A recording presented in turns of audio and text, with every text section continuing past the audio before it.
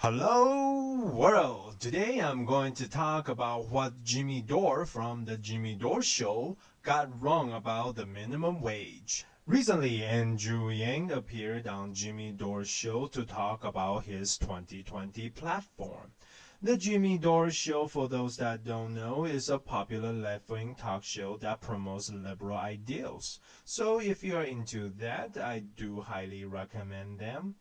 And also, the link to Andrew Yang's interview is in the description below. And the point of contention in this interview with Andrew Yang and Jimmy Dore is the minimum wage, a very important talking point of the Democratic Party. First, let's listen to Andrew Yang's arguments. And for a minimum wage, what are you for the 15 or the 20 or the 25? Are you for one of those?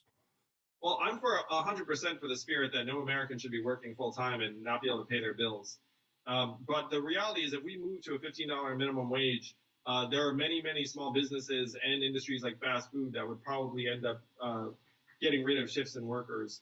Because if you have a fast food restaurant that's paying people $9.25 an hour, and then you say it's 15, then they're going to look around and be like, "Huh, it's like robot burger flipper time, or it's like self-serve kiosk time." Andrew Yang said that the minimum wage would get people fired. You know, Thomas Sowell, a respectable economist, also held a similar sentiment. I remember hearing it in an interview a long time ago. And on a side note, I really like Thomas Sowell. He's one of economists that had flirted with communism, but ultimately rejected it. Which might be okay. But I'm suggesting that if we put $1,000 a month into people's hands, then that serves as a virtual raise for every worker. It makes workers much harder to exploit. It actually rewards mothers and caregivers who right now a minimum wage would not impact.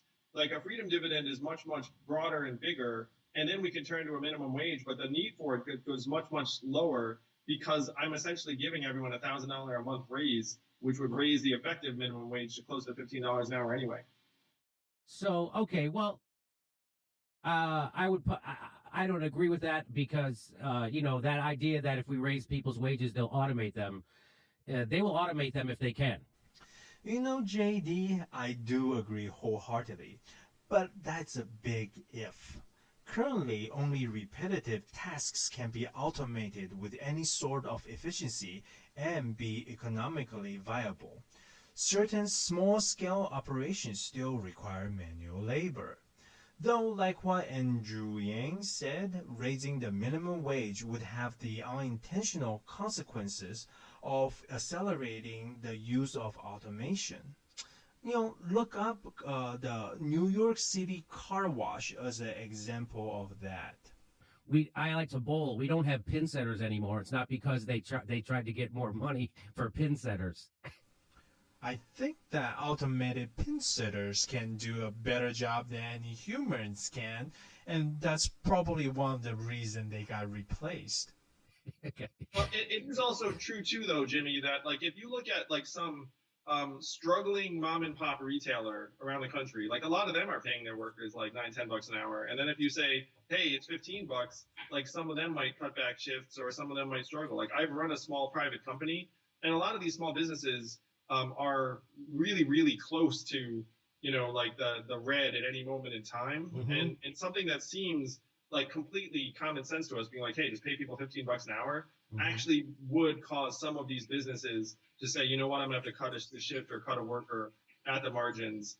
So again, I just rather just give people the raise directly, and I think workers would prefer that too. If you just put $1,000 a month in your hand. Yeah, I mean, again, the UBI is you're correct on that, and you're incorrect on the other stuff. Businesses hire when there's a demand for their product. End of sentence. No, JD, no, that is such a narrow view of running a business. I mean, there is a demand for cleaner water, cleaner air, and a cleaner overall environment. But there isn't a street sweeper position open near me. I mean, there is trash size of USA floating on the Pacific Ocean right now, but there isn't a business hiring people to clean it up. Not because there's no manpower, it's because it's not a viable business model. these businesses would never turn a profit even if there is a demand. So no, business will not hire because there is a demand for their goods or services. However, a business will hire if hiring more people would help it turn a bigger profit. And therefore, turning a profit is the fundamental idea that keeps companies afloat and viable. So let's expand on Andrew Yang's restaurant example. At $7 an hour minimum wage, as a restaurant owner, I might be able to afford two cooks, one to flip the burger and another one to assemble them. However, at $15 an hour, I can only afford one cook, and he has to be pretty good because he has to flip the burger and assemble them at the same time. Now, one might ask, why don't I just raise the price of the burger? Well, I really can't because I will get undercut by a large restaurant chain who has the advantage from the economic of scale and its state-of-the-art automated central kitchen. So, shouldn't I just go out of business like what JD said? Well, I'll leave that question up to you. So the reality is more like, if there's a demand, big business will come in and take it over. I mean, this is illustrated by JD himself when he discussed minimum wage on the 29th of December 2018. He showed clearly that minimum wage forced a smaller pizza chain to close down, while larger chains like McDonald's, Pizza Hut, and others flourished.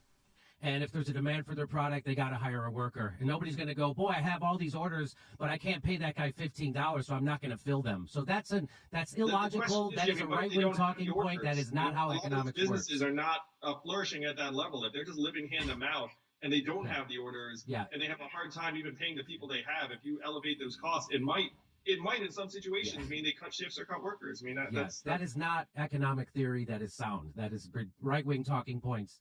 But right, I have a small business. We have 6-7 employees at this place right here. And if I can't afford to pay someone a living wage, I should go out of business. Why should I be able to make a living wage, but the person who generates that income for me doesn't get to have a living wage? That's ridiculous. To be honest, it's hard to argue against an opinion like that. Some business just shouldn't exist. Well, let's look at some examples where that's just wrong. Let's say a person picking up trash. How much is his work valued at? How about a person raising a child? Well, how much is that worth? If these jobs don't pay a living wage, they shouldn't exist. I mean, really, there is a lot of work waiting to be done out there, but some just isn't valued by the market. So the idea that if a business doesn't pay a living wage, therefore it shouldn't exist, to a socialist like me sounds like a tagline of a ultra-capitalist. To be honest, I don't know what JD's economic leanings are, but based on what I've learned from his shows, I assume that JD endorses large companies and advocates the elimination of small businesses. I mean, this is probably why he ignores Andrew Yang's plea to stop hurting the small to medium businesses with the raising of minimum wage. Of course, I have no problem with big companies. But as a devout Taoist, I like a balance of big and small companies. And as a socialist, I really don't like monolithic corporations that cannot be held socially accountable. Now, I don't think JD is intellectually lazy like Rushkoff, but I do think his bias against the establishment and the government prevents him from taking the best course of action to help the people that he claims to advocate for. So that's my rant. Thank you very much for listening. If you like today's content, don't forget to click the like button and subscribe or leave a comment below. And that's all, world.